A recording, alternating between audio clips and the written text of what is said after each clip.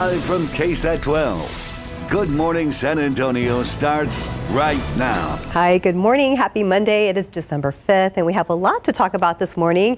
Later on, we're going to talk about that big debacle of a pre-sale for the Taylor Swift concert, and now the Swifties are suing. Big class action suit. Also coming up a little bit later on the newscast, Max Massey joins us live for the latest on toys for Tots going into the holiday season. We're only 20 days away from Christmas. Yes, we are, and we're also going to have the Longhorns back at the Alamo Bowl. We'll be talking about that later on as well. Also talking about UTSA locking up that bowl bid with their Conference USA Championship on Friday.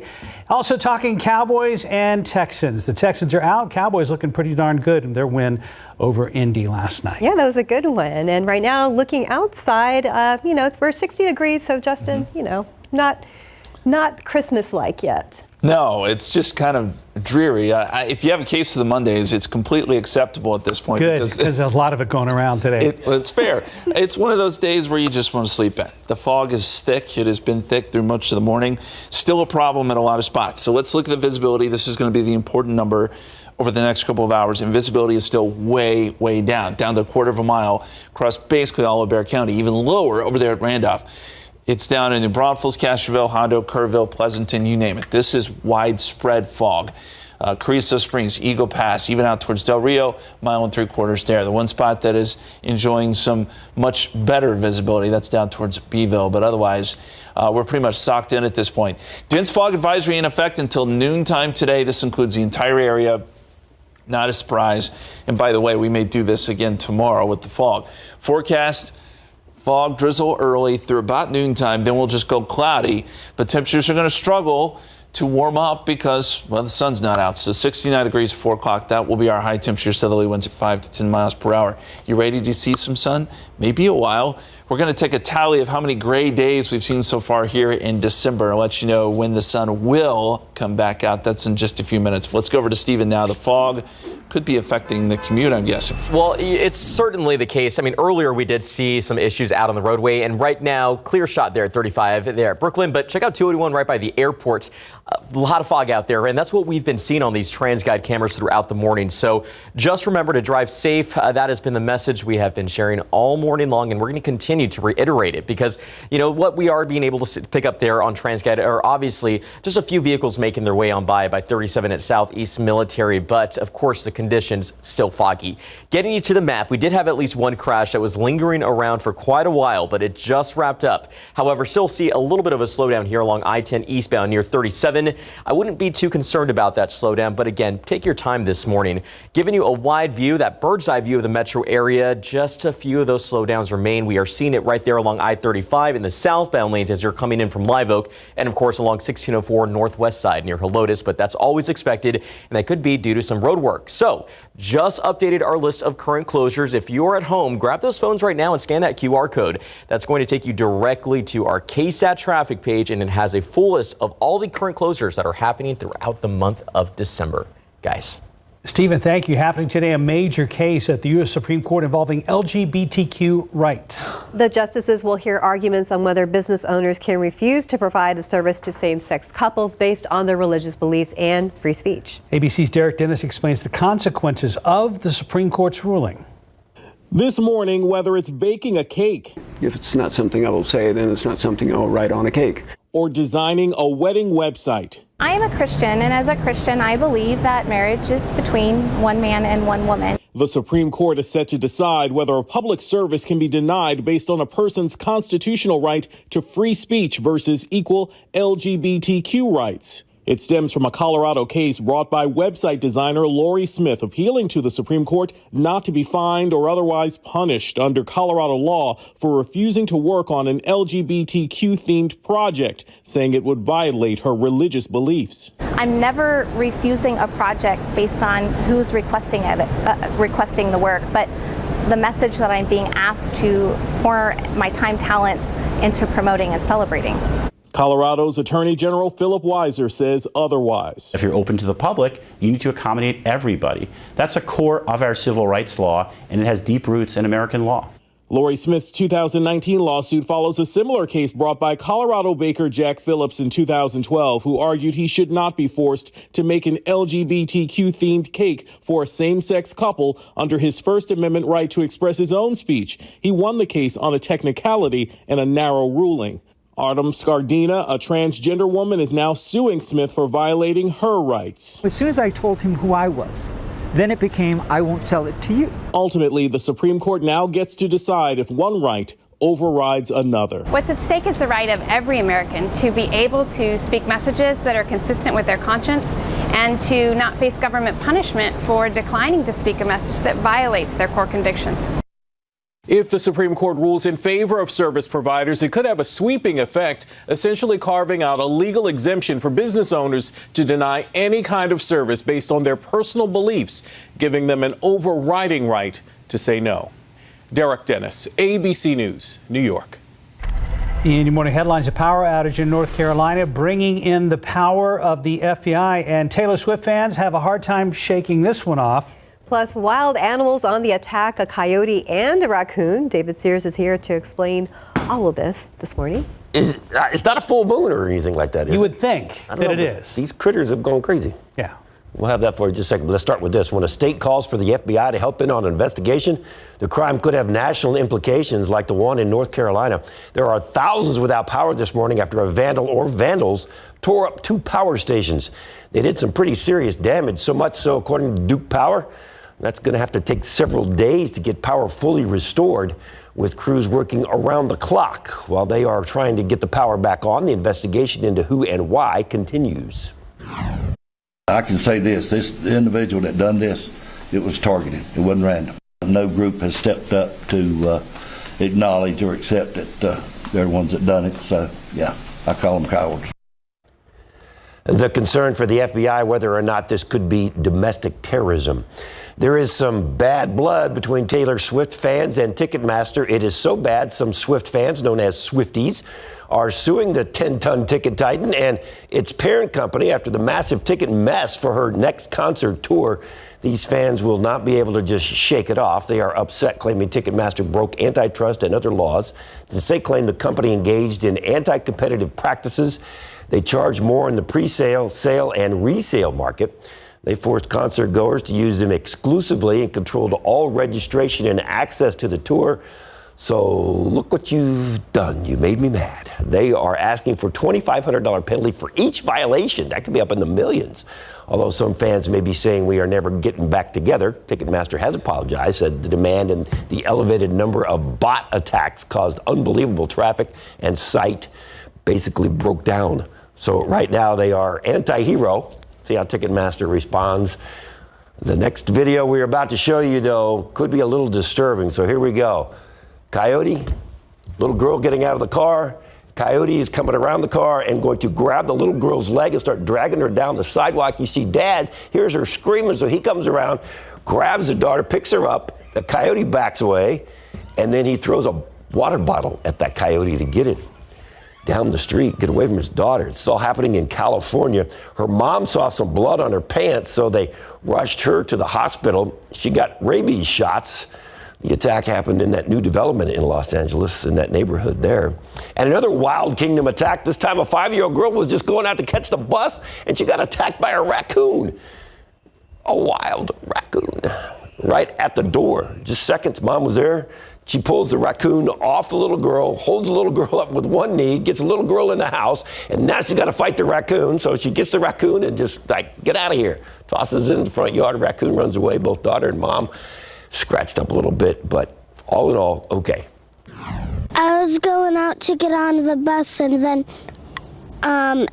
a raccoon was there and it tried to attack me. I thought maybe she slammed her finger in the door. I definitely wasn't expecting to walk out and see a raccoon wrapped around her leg. It really hurt. I think I just kind of panicked at first. I was more scared than anything. Look at those scratches and cuts on her. Poor child. They both had to get rabies shots. Yeah. And if you remember, every time I see these wild animals, I always think of Manu Ginobili and the bat. Oh, because Manu had to go through a series of rabies shots, and he said those were painful. Yes. And so you can only imagine how painful those rabies shots are for these little 2-year-olds and 5-year-olds. That's got to hurt, maybe worse than the attack itself. No kidding. You okay? We're not even in cedar season yet. I know. It's like, well, it's, getting ready for it, I guess. In the air. Hot tea coming up.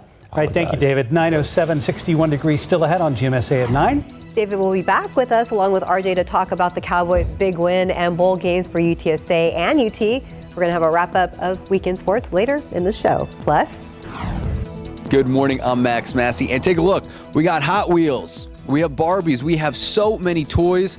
We have a mission of helping 10,000 kids. We're going to give you an inside look to 200 volunteers, the Marine Corps Reserves, and Toys for Tots. You're not going to miss it. And as we head to break, don't forget to help us reach our goal of $2,000 for the Salvation Army's annual Parade of Kettles.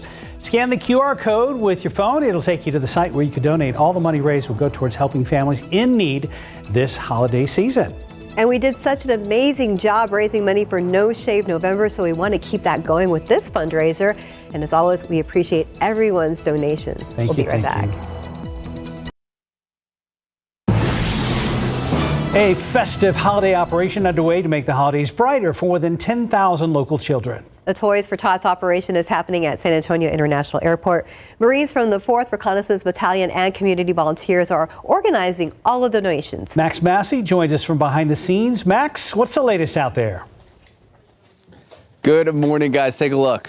We have toys, and we have pretty awesome toys, if we're going to be honest. I picked this one out. It caught my eye. It wasn't the Hot Wheels, but it was pretty close. So we have toys, we have volunteers, we have Marine Reserves, and speaking of which, we're joined here with Gunnery Sergeant Jesus Cisneros Jr. So, Gunnery Sergeant, why is this so important to you guys? So this is important to us because it's one of the Marine Corps tasks at hand. So not only is the Marine Corps a fighting force, but we also like to give back to the community when we can.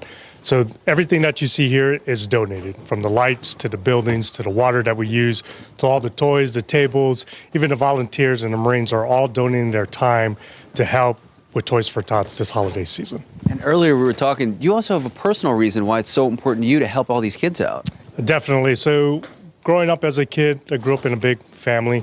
There was 5 boys, 5 girls up in Gary, Indiana, with, one parent bringing in the income and, stay-at-home mother. So at times during the holidays, it got tough. And one thing that I found out later is that my parents actually reached out to nonprofit organizations like Toys for Tots. So it's one of those things, like, I benefited it when I was a kid, and I in turn, I want to go ahead and give back or pay it forward, as they say.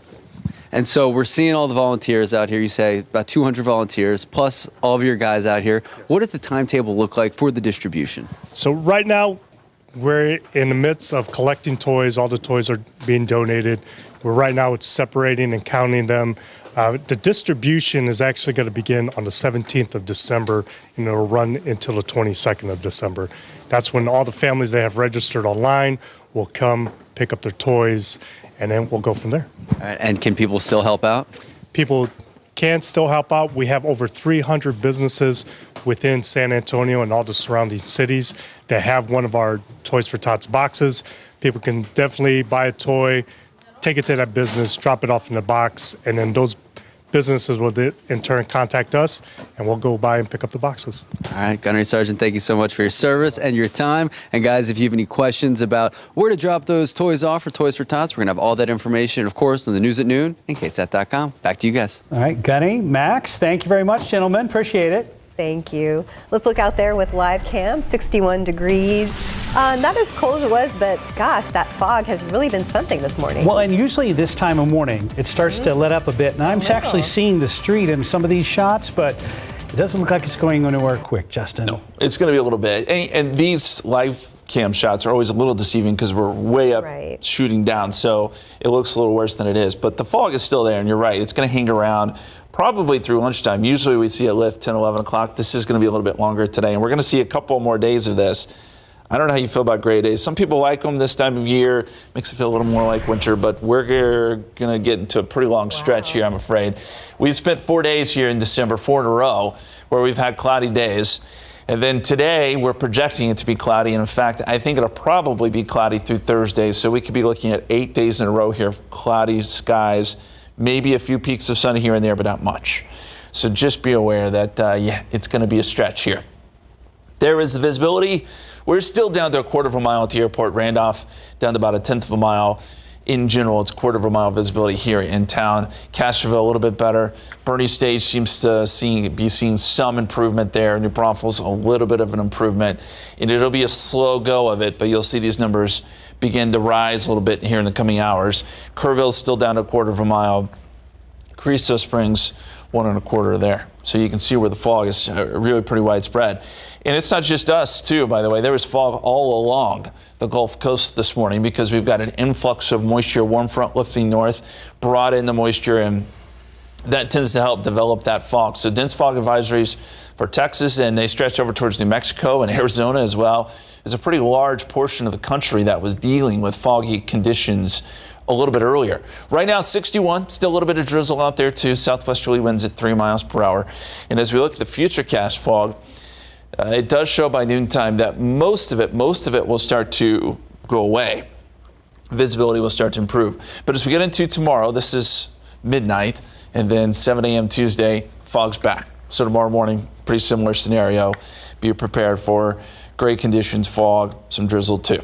Temperatures, 62 in New Braunfels, 61 at the airport, 63 Pleasanton, 59 in Uvalde, 59 in Rock Springs. Generally pretty uniform numbers here in the low 60s.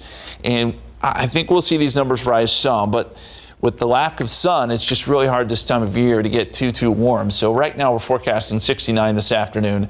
Southwesterly winds anywhere from 5 to 10, and still cloudy. There's going to be a few spots that we'll see sun today, but I don't know that we'll see it here in town. Cloudy going into tonight, and then that fog reforms, as I mentioned, going into the overnight hours. Here is the big picture. We've got rain stretching from Memphis over to Atlanta. There's going to be some heavy rain here today. And then you got some patches of wintry weather up north, a little heavier rain out west, but nothing that really jumps off the page. And that's kind of the thing with this forecast, is we have a ridge to our south, and it's just kind of pushing everything north. Nothing significant really gets pulled through Texas. So as long as that happens, we're going to kind of be stuck in this pattern a little bit. We'll get some weak frontal boundaries in here, but nothing that looks really terribly strong. Now, by the weekend, there is a little more of a dip in the jet stream, and maybe, just maybe, that brings us a little better chance of rain by Sunday, but at this point, I wouldn't bet on it. Here's the 7-day forecast. Morning drizzle and fog through Thursday. Temperatures do moderate some, back into the 70s, upper 70s Wednesday and Thursday, especially if we can get some peaks of sun during the afternoon. And it is possible, but we won't see much. Then by Friday, we get a weak frontal boundary. Right now, it looks like it cools us down a little bit. Maybe brings us some small rain chances, but this is still, we're just kind of stuck here in this pattern. It's where it's gray and drizzly in the morning, and then kind of mostly cloudy in the afternoon. We need some vitamin D around here. We do. Yeah. Hopefully the weekend, a little sunshine will creep out. We'll see. Okay. Yeah. Thanks, Justin. 9:19, 61 degrees.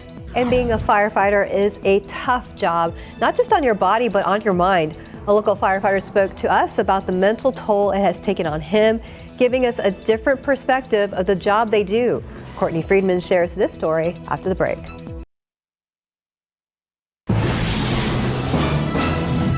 Being a firefighter is a tough job, but not just physically, emotionally as well.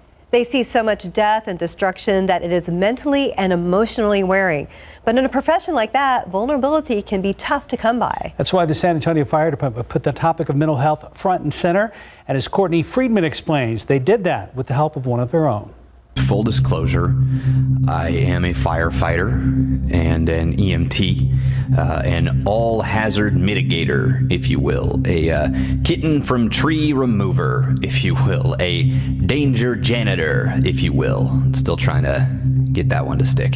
That is the voice of Kevin Burke, international spoken poet, musician, artist, and yes, San Antonio firefighter since 2016. Anything and everything that you could think of. I mean, you know, we're there for medical runs, we're there for psych runs, fires, car wrecks, all that kind of stuff. A few years ago, he was temporarily trapped in a fire. I saw a wall of black and orange lick up 24's crew and my lieutenant. It shoved him into me out the door. The door slammed shut, separating me from all of them. This video, called Full Disclosure, is a spoken poem Burke wrote about the mental health obstacles that come with being in the fire service. When he recently learned that more firefighters die from suicide than fire, he knew he had to release it. Full disclosure, my biggest fear is not getting hurt or even dying sometimes. It's who I'll be at the end of each shift. Will my heart eventually break hard enough to ash? I went through a rough patch and kind of had a very low point, we'll just say, and luckily had people around me that said they were worried about me, that I should, you know, look into getting help. He's been in therapy ever since and is now dedicated to helping his peers find help too. This month, SAFD held a mental health stand-down week. A counselor visited every station in town talking about resources and ways to help each other. We're sending out messages every day. We have put out a podcast. We have a video that's running. Fire Chief Charles Hood understands how deep mental health issues run in his industry. I get these calls that come across my phone. Child killed in a train accident. A person sets himself on fire. And we go on those runs, and then we have to go home to our families. He's seen devastating fallout from unhealed, invisible wounds. There's been far too many incidents around the country of first responders harming themselves, first responders losing their jobs when they shouldn't, first responders acting out because of things that they have seen. He's changing the way they debrief after serious events and adding trauma therapy dogs to the rosters. Our city's getting bigger, call volume's going up, society is far more violent than it was when I started. So the effort to keep firefighters emotionally and mentally resilient must be prioritized. Full disclosure, we are firefighters. We do love our job. We are trauma jugglers, wading through a daily flood of tragedy. We joke about one another's close calls and bloodied medical gloves, laugh invincible together. We laugh loud and hard and get real quiet when no one's around. Burke's video was circulated during the Mental Health Stand-Down Week, a show of bravery in a different way, in the form of vulnerability. My phone was blowing up with the guys reaching out, thanking me, and like I said, telling me their stories, and you know, so it's been really cool. Full disclosure, I am okay. Seriously, I am. I see a good therapist. I ask for help when I need it. I just wish more of us did. Those are Courtney Friedman reporting. Right now, Kevin Burke is getting a master's degree in clinical mental health counseling. He says he wants to become a therapist and be on the helping end for fellow first responders. And on the topic of mental health, we want to remind you about our town hall we're going to host tomorrow afternoon. It will be about seasonal depression as we get further into the holiday season. We, along with our community partners, will be hosting the town hall with 2 mental health care professionals on the discussion panel. Ursula Perry will be the moderator, and you can tune in tomorrow at 2 p.m. Yeah, this is not a season of joy for everyone. Not everyone. Yeah. We understand. 9:27, about 61 degrees. There is more ahead on GMSA at 9. Including highlights from last night's Cowboys game after they got a big win over the Colts, and a look ahead to next week's game against the Texans. Capital murder trial of a former Border Patrol agent continues this week right here in San Antonio. We'll peek inside the courtroom and talk about what to expect in this trial this week. And welcome back. It's 9:30. The capital murder trial of former Border Patrol Agent 1 David Ortiz is continuing this morning. We have been live streaming the entire trial so far and will continue to do so until the end. So testifying right now, this is former crime scene investigator who collected evidence from the scenes. And this week we are expected to hear more testimony from the state, including expert witnesses like firearm experts and the medical examiner. Ortiz is accused of killing 4 sex workers down in the Laredo area. Last week, jurors watched interrogation video where Ortiz originally denied knowing anything, but would later confess to the killing and went into great detail about how he killed each victim. Erica Hernandez has been covering the trial since the beginning, and we'll have updates throughout the day. If you would like to watch the trial as it's happening, you can watch it on our live stream on KSAT.com, KSAT Plus, and our YouTube page. Back outside with live cam. We've had so much fog around this morning. Justin was making an argument that we would be better suited having cameras down about the 5-foot level instead of about 52 feet in the air. Yeah, you're right. We'd be able to see a whole lot more. You're starting to see just a little bit there on the bottom of the live cam. So I think that this is improving some, but it's going to be a very slow go. Let's look at the visibility right now. We can see that the numbers are pretty much the same, other than Stinson has jumped up slightly up to 3/4 of a mile. Bernie is now back down after jumping up some. Everyone's still below a mile at this point, at least around the San Antonio metro area. So it's still pretty thick here in several spots. Pleasanton's down to 0, so that is also a change in the wrong direction. This is going to take several more hours before we can really get rid of it. There will be some drizzle mixed in there too through the noon hour. And clouds still hold on even into the afternoon. So that means we're not going to get too warm today. Temperature is only about 69 or so by 4 or 5 o'clock for our high temperature.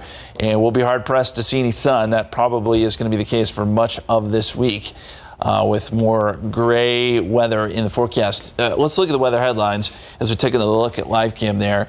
And yes, more morning fog and drizzle ahead. Humidity sticks around. It's going to be up most of the week. And then what about any rain? There is some, but it's all going to be this light stuff, this drizzly stuff that we've been seeing. We'll take a look at those numbers for you coming up in just a bit, guys. Thank you, Justin. A quick look at the roads with TransGuide. Looking over at I-37 at Hackberry. Looks like there is a lane kind of blocked off by flashing lights. I don't know if that's a Hero truck. It does. It looks like 1 or 2 Hero trucks out there. We have a couple of disabled vehicles around town right now, but considering how the weather's been all morning long, we've been pretty fortunate. That's true. Oh, wider shot there. Things are moving, though. Should be clearing shortly. Pro football coverage, powered by Davis Law Firm. All right, the NFL season rolls on. We had fun watching a couple of different games this weekend. Also, we're talking UTSA. I mean, where do we start, guys? I know. Yeah, action-packed weekend. Oh, you're ready to start with the Cowboys. I'm ready to start with the Cowboys. Let's go. Let's get into it. You sound like a Judson football coach right now, David Sears. Wow. Rackley, right? Yell at your linebackers right now. DW Rutledge. Right here. Lost my voice by the end of the season. Trailer-ish type of voice. Yeah. I don't know where it went, but I hadn't been yelling at anybody. Dak played pretty good, so there's no reason to yell at him. David Sears' triangle of toughness. There we go. So, the 2-1-0 triangle. Yeah, let's get this. Matter of fact, I'm gonna say something that I don't normally say about Dak Prescott. Okay. Wow. I think we got the highlight. There's a nice touchdown pass to CeeDee Lamb. CeeDee Lamb, and then there's that run. Are we gonna? I don't know if we're gonna see it or not. Which one? I don't think we're gonna see it. Okay. Gallup. Oh, well, that's probably that's not the one I wanted to see. Well, at least you weren't talking about great things about him. He threw a pass to Michael Gallup that was probably the best pass I've ever seen him throw. Oh. Yeah. He was on the run, and this is just the way the defense played. So here it is right here. Yeah, here it is right. Watch his pass. Oof. On the run, on the money, touchdown. Yeah, I wish we could see that 3 or 4 more times. On the run, on the money, touchdown. Got him in stride, so there you go. I was laying there going, man, that's the best pass I've ever seen him throw. This game here, it was close for a little bit. Indianapolis hung in for a little bit, but then Dallas just blew this thing away in the fourth quarter. 33 points in the fourth quarter alone. The Cowboys win 54-19. I mean, David, the mix of the running game, Dak playing pretty well, and also the defense. I mean, right now the Cowboys have a pretty good thing going. Yeah, they had 3 sacks. I watched the Eagles play the Titans yesterday, and I think the Cowboys are actually better than the Eagles right now. A lot of people saying they are the best team in the NFC, and San Francisco lost Jimmy Garoppolo yesterday. So, the Cowboys are right there. I mean, they obviously beat the Vikings pretty handily. So, sorry about that. And they have they got the Texans and they got the Jaguars the next 2 games, and then they have the Eagles. So we'll see what they can do in the next 2. All right, so do we want to hear from Mike McCarthy on the big win? Let's do it. Sure. Explosive. I mean, I think really, the defense set the tone, obviously with the takeaways in the run game and, the backs. Just, like anything, it starts up front. And I think our perimeter players just continue to make plays, throughout the game. We were able to break it open there in the fourth quarter.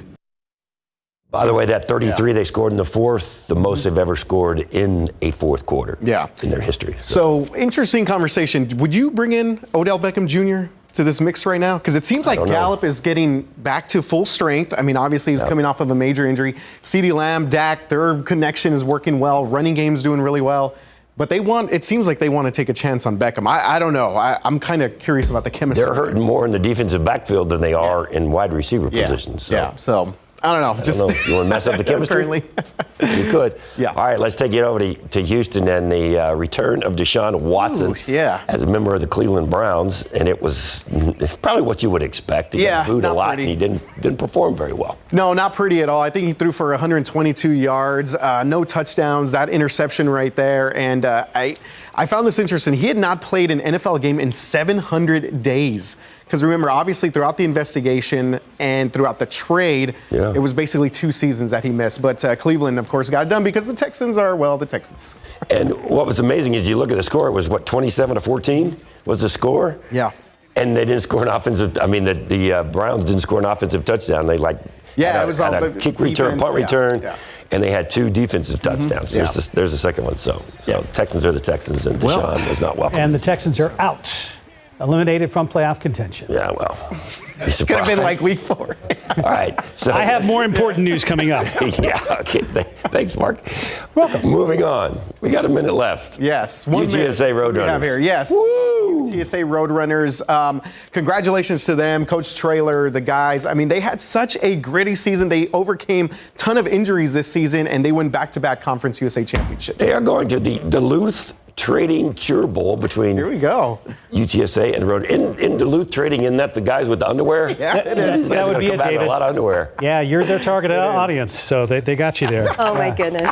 Yep. We've seen a lot of Duluth Trading commercials during this game, but those commercials are funny. Yeah, David, this matchup here, the only matchup of the bowl season with conference champions. I think the only non-Power 5 matchup there. So yeah, it's good stuff here. UTSA still looking for their first bowl win. This is like their fourth bowl. So congratulations to Jeff Traylor and the Roadrunners, man. Taking care of business. What a great season. And going back to back on conference championships. That's not easy to do in anything. No, definitely not. And guess who's coming to town, Steph? You got your ticket yet? No, actually I don't. Mark and I were talking about that this morning. I think she's waiting for her Christmas present. If you know what I mean. Way to go, Mark. Good luck. Yeah, there we go. Hint, hint. Family. So, Luis, if you're watching, dude, come on. They're playing number 12 Washington. UW. December 29th. And we know this is a big bowl game because we know it's one of the highest rated games on ESPN. So this is a good game. Yeah, so and UT has been here a few times already. 2019, 2020. I think this is their 6th time now in the Alamo Bowl. So it's always a good time with the Horns here. And the last time we played Washington was 2001. Here's what could be a factor in this bowl game for you, Steph, as you buy all your family tickets. Is we want to show the college football bowl world that San Antonio is supporting this Alamo Bowl, because when we go to the 12-team playoff in 2024, the Alamo Bowl could be part of that. I see. Yep. So. It should be based on the Alamo Bowl standings right now. And again, they always put on a great product, always one of the most highly rated games of the year. And this one should be no different. Washington, pretty good team out of the Pac-12. And let's give some quick love to UIW for beating Furman this weekend. There you go. There we go. Their playoffs. Awesome stuff. They're still alive. Yeah, they are. First time in the quarterfinals for the Cardinals in the FCS. So yeah, good stuff there. From David, thank you guys. And the Spurs played. Oh yeah, that's right. But we don't want to ruin RJ, talk about that another time. Coach Sears, thank you. All right. Take a break from 2-a-days if you can, sir. 9:40, 62 degrees. You're watching GMSA at 9. We'll be right back. And welcome back. It's 9:43. Socks and shoes can seem like such simple things for many people, but for others, it's a necessity they struggle to afford. That's why we, along with our community partners, are teaming up with the San Antonio Police Department for the Share the Shoes campaign. Right now, you can drop off a new pair of shoes and socks at any of the locations on your screen. All donations go to Zapatos, which works with schools to help kids get the shoes they need. Make donations through next Friday. That's December 16th. For more information, go to the KSAT community page over at ksat.com. And a big congratulations to all the runners that participated in the rock and roll race this weekend. She did too. Here's a look at the winners for the marathon. In women's division, Janessa Dunn from San Antonio came in first with a time of 2 hours, 56 minutes and 8 seconds. Elena Oslin, also from San Antonio, came in second. Tamara Kranz from Westerville, Ohio, came in third.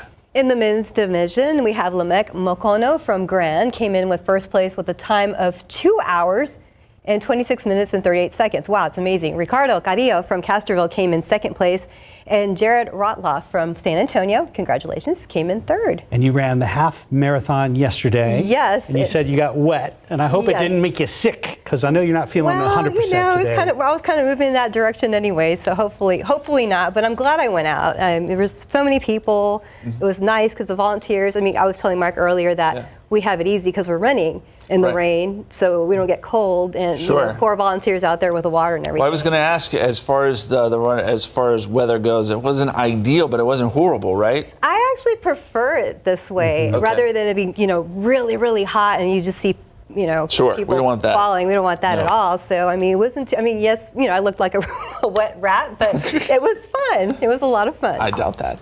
Well, congratulations on finishing, and congratulations to everyone who ran. Yes, it was a little damp, and we're still dealing with this kind of forecast.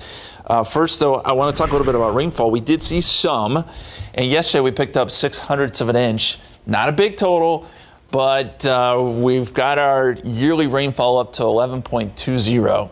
That's still about 20 inches below average. But we're beating out 1917 right now, which at this point in 1917, they were at 10.11. We're still out ahead of 1956, 1954, big drought years. 2008, also a drought year. They were at 13.51 at this point. So anyway, it's still a really, really dry year. We're adding to this very slowly with this light rainfall, but we're getting some drizzle this morning. We'll see if that adds up in the rain bucket. 61 degrees right now. Southwesterly winds at 3. And there's corridor fog, especially right along I-35. It's bad. The airport at 1/4 mile. We mentioned Stinson starting to come up some. Port SA starting to come up a little bit. And there is some general improvement here with the fog. It's going to take some time, probably through the lunch hour before we completely get rid of this. But you can see it stretches from Austin all the way down to Carrizo Springs, Eagle Pass, Pleasanton. Our southeastern counties doing a little bit better. Gonzales seeing much, much better visibility. Here's the futurecast fog. So it does show by noontime this area of fog shrinks, and we get rid of it. Now, it does come back tonight. This is midnight. And then as we get into tomorrow morning, here we go with fog again. Could be dense in a few spots. And in fact, I think we probably do this Wednesday morning, Thursday morning too. So we're just going to have to get used to it.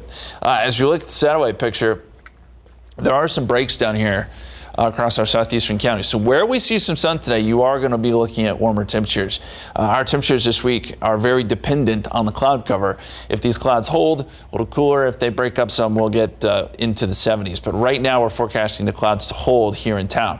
61 degrees at the airport, 63 Kerrville, 60 Hondo, 59 right now, cloudy, foggy in Uvalde, and 61 in Del Rio.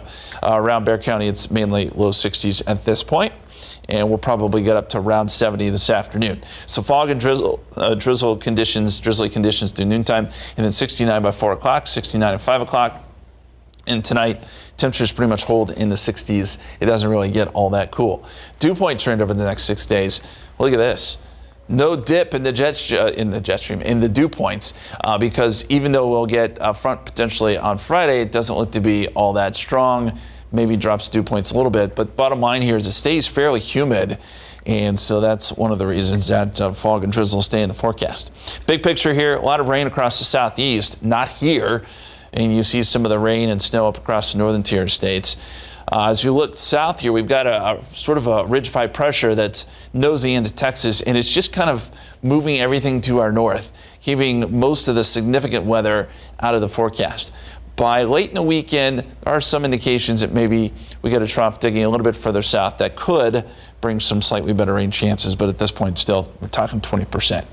Bottom line, just some damp mornings, mostly cloudy afternoons. Temperatures are warm. It stays humid this week. There's that weak front on Friday. We'll see what it does to temperatures. It may cool us down a little bit heading into the weekend, maybe bring some small rain chances, but this doesn't look very December-like, honestly, but the 7-day forecast. Justin, thank you very much. 9:48 right now. The neighborhood is now without one of its most beloved neighbors. Bob McGrath, one of the original cast members of Sesame Street, passed away at the age of 90. ABC's Will Gann shares the history of one of the giants of the world of children's television. Who are the people in your neighborhood? For nearly 50 years, he was one of the people in our neighborhood. Bob McGrath, one of only 4 non-Muppet cast members when Sesame Street debuted on November 10th, 1969. Hi, Bob. Hi. Say hello to Sally. She just moved into the neighborhood. Hi, Sally. McGrath proved to be the perfect foil to Oscar the Grouch, who was orange in the early days of Sesame Street. Boy, wait till I move out. You'll miss me, boy. Okay, Oscar. I'm sorry. McGrath was one of 5 kids born on a farm in Illinois in 1932.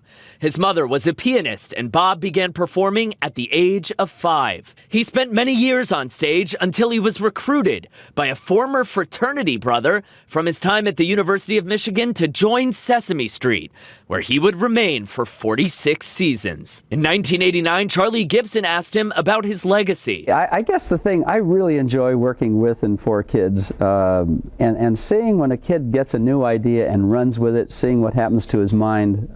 As a father, you know that's tremendously thrilling. When asked about his favorite scenes that he ever filmed for Sesame Street, McGrath said this one, which took place following the death of Mr. Hooper on the show. You're right, Big Bird. It'll never be the same around here without him. But you know something? We can all be very happy that we had a chance to be with him and to know him. And to love him a lot when he was here.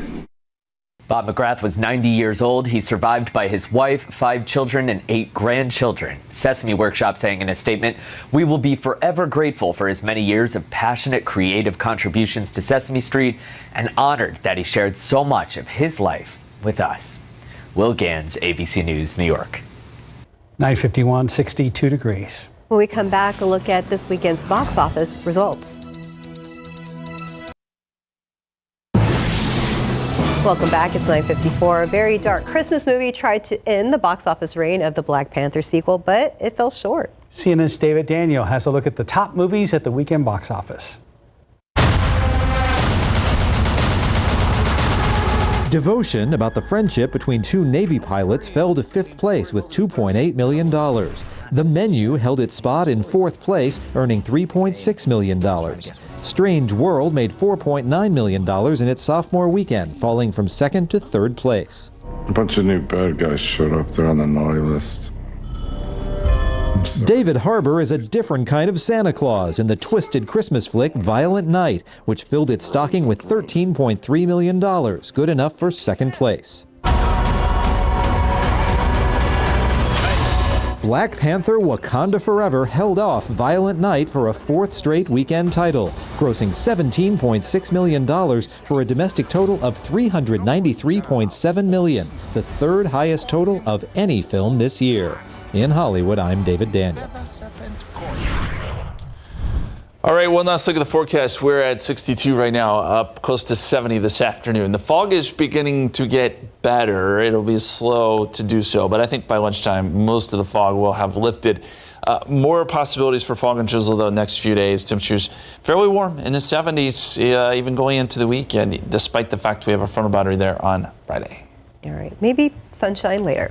Maybe a little bit during the afternoons. Mother Nature is once again taunting us, making us wait for sunshine. Yeah. Pretty much. Right. And it's December. Well, let's get through the Monday together. Thanks so much for watching, everybody. Hope you have a great day. Bye, guys.